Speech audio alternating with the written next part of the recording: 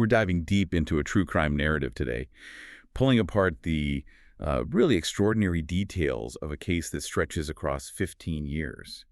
And it serves as just a devastating study in human apathy. It really does. When you look at the material, you realize this isn't just a story about a crime. It's about a family's complete moral erosion. Our journey actually starts near the end in Alexandria back in 2014. Picture this.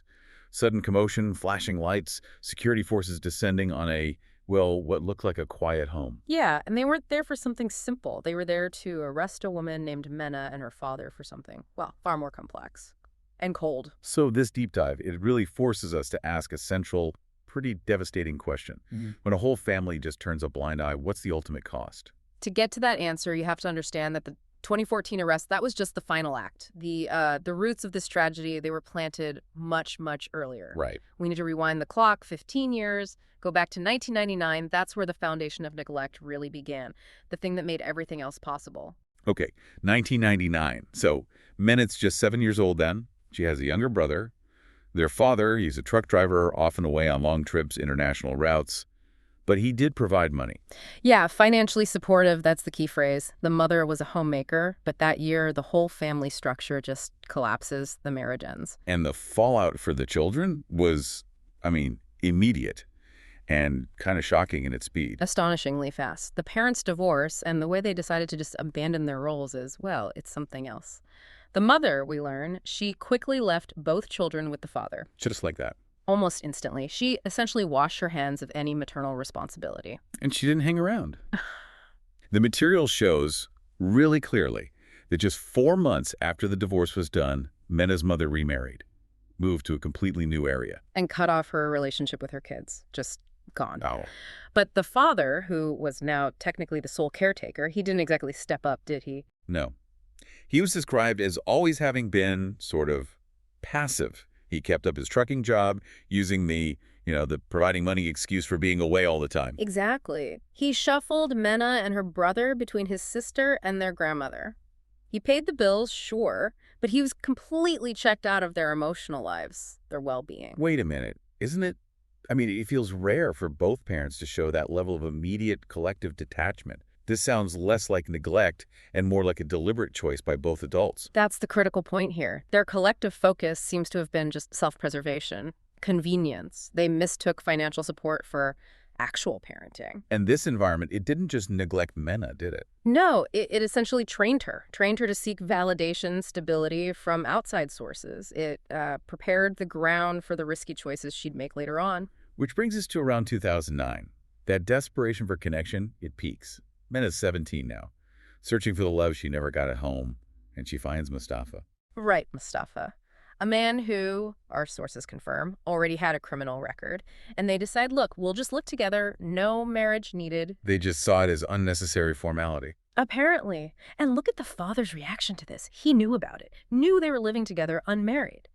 But his only stated concern, that Mostafa should take care of Menna. Take care of her. Not the legality, not the risk. None of it mattered, as long as she wasn't his problem anymore, essentially. So for 2 years, Menna and Mostafa live like this, and they have a daughter. Now, this part is particularly jarring, despite the whole situation being, illicit. Right. The father was reportedly overjoyed about the baby. They even celebrated the traditional Esbua, that's the birth week celebration. They celebrated a life they had intentionally failed to legitimize from the start. And this is where the legal vulnerability of the child becomes just so critical. Because the child had no official papers, no legal identity. None. And this wasn't some tragic oversight, It was a known fact. The entire family allowed this child to exist completely unprotected by the system, right from birth. Legally invisible. Which makes her incredibly vulnerable later on. Precisely. And then, just like that, the first adult male figure in this new setup disappears. 3 months after the baby's born, Mostafa gets arrested. Aggravated robbery and assault. Prison. So Menna's left, holding an undocumented baby, totally alone. Completely alone. Her original family, mother and father, still completely detached. No meaningful support. She's isolated, responsible for a child with no legal status. And that isolation, it seems, drove her straight back into looking for relationships. For stability, maybe. Provision. It seems so. Over the next year, while Mostafa's locked up, she has multiple sort of transient relationships. And again, the father, His reaction is staggering. Let me guess. No objection. Absolutely none. His standard was unbelievably low. Any man Menna was with was fine, as long as they helped cover her expenses. It confirms the family's moral compass wasn't just broken. It was transactional. Purely transactional. That's a good word for it. Then, about a year later, the daughter's now 3 years old, still undocumented. Menna meets Mohamed, a shop owner, also with a criminal past. And for Menna, this felt like the real deal. A replacement for Mostafa. That's how she saw it. True love, stability. So she moves into Mohamed's apartment. Again, no marriage. And the father. Incredibly, he congratulated her on finding new love. He saw it as Menna finally settling down, solving her problem. His problem, maybe. Exactly. Mohamed agreed the little girl could live with them, but he set one condition. No more children. And the father, the supposed protector, he just happily signed off on this, seeing it only as fixing her finances.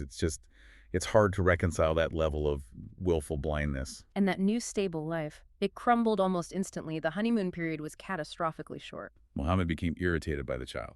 Very quickly, he found her presence, her noise, disruptive, especially during intimate moments.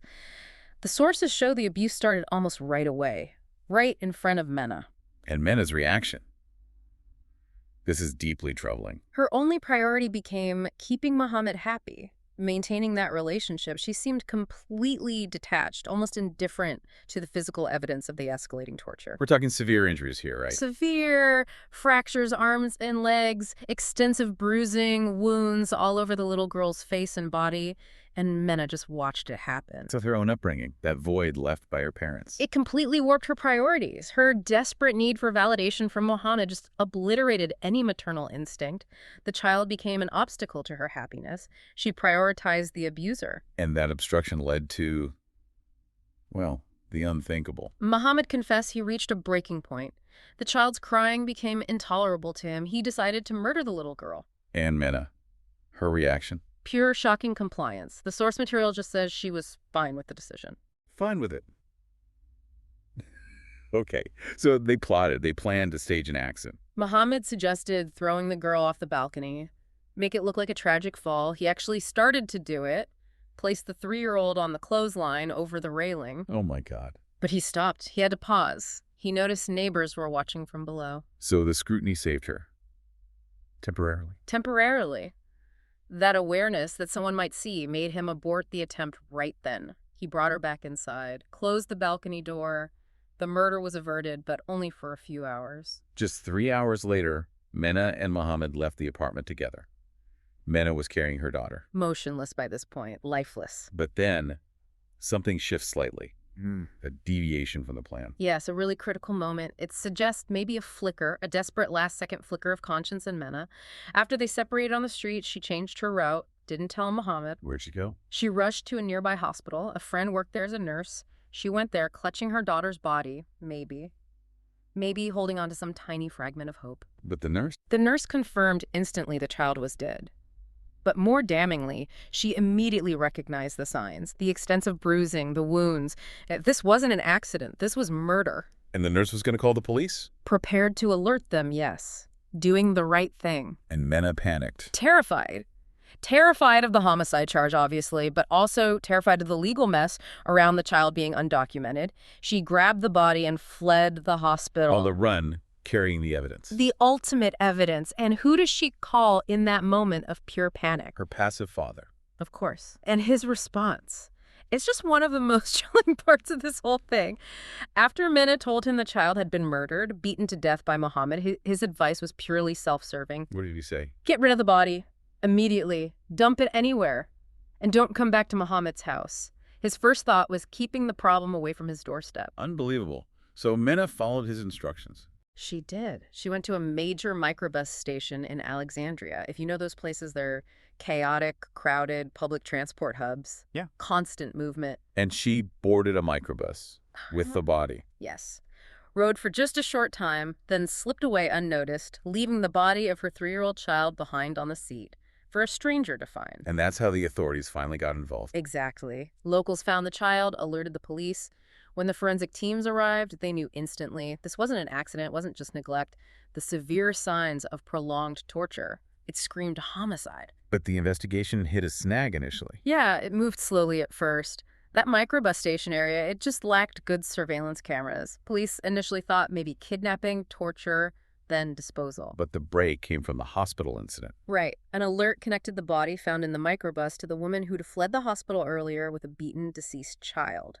The police located the nurse. And she provided details about Menna. Key details. That led them quickly to Menna's father's house.